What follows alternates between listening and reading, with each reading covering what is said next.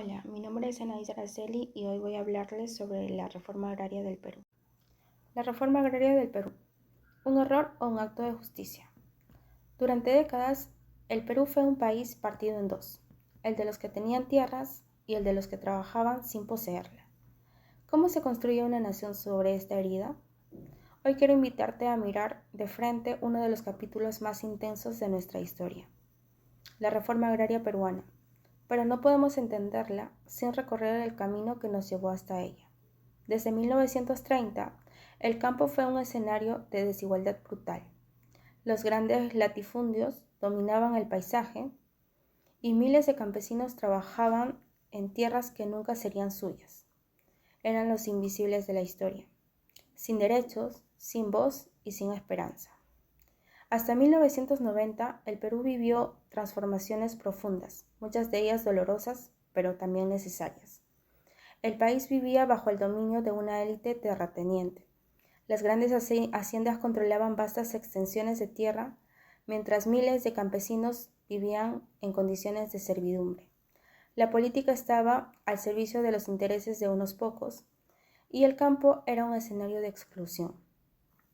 Los gobiernos de turno, militares y civiles, intentaron tímidas reformas, pero ninguna tocó el corazón del problema, la concentración de la tierra. Mientras tanto, el país se urbanizaba, la migración rural crecía y los movimientos sociales comenzaban a exigir cambios. En 1969, la reforma agraria del Perú de junio de 1969.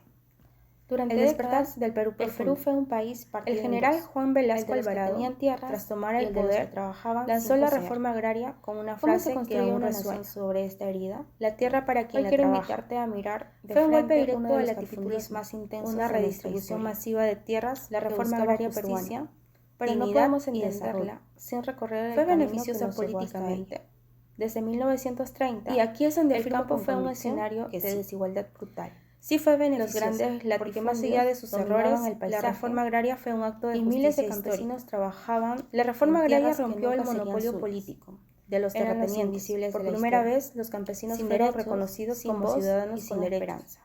Se crearon cooperativas, comunidades campesinas y se dio voz a quienes habían sido silenciados durante siglos, pero también necesarios. ¿Fue perfecta?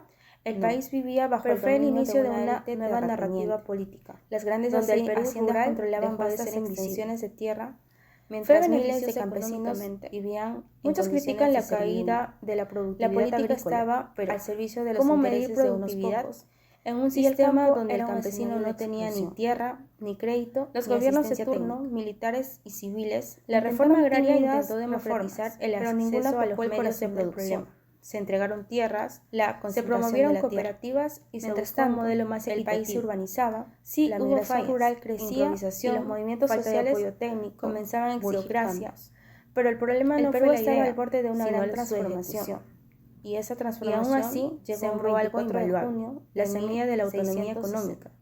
Muchos campesinos por primera vez pudieron decidir su destino. De 1969. Dignidad para los olvidados. El despertar del Perú profundo. Fue beneficioso socialmente. El general Juan Velasco Alvarado, aquí es donde la reforma agraria brilla con más fuerza. Lanzó la reforma agraria porque más allá de cifras, lo que cambió fue la tierra para quien la trabaja. El campesino dejó de ser peón para convertirse en protagonista. Una redistribución masiva de tierras. Se reconocieron sus derechos, su cultura, dignidad en la construcción de nuestro país. Fue beneficiosa políticamente. La migración rural hacia las ciudades, que se intensificó en los años 70 y 80.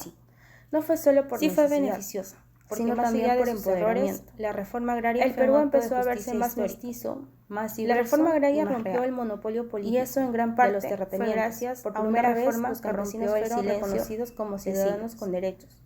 Y después se crearon cooperativas, los retrocesos campesinas y se dio voz a quienes habían sido retorno a la democracia en 1980. Fue perfecta. El impulso reformista se debilitó, pero fue el inicio de una nueva narrativa. Las cooperativas fueron abandonadas, donde el Perú rural dejó de ser invisible, y el Estado dejó de acompañar el proceso. Fue beneficioso, pero el legado quedó.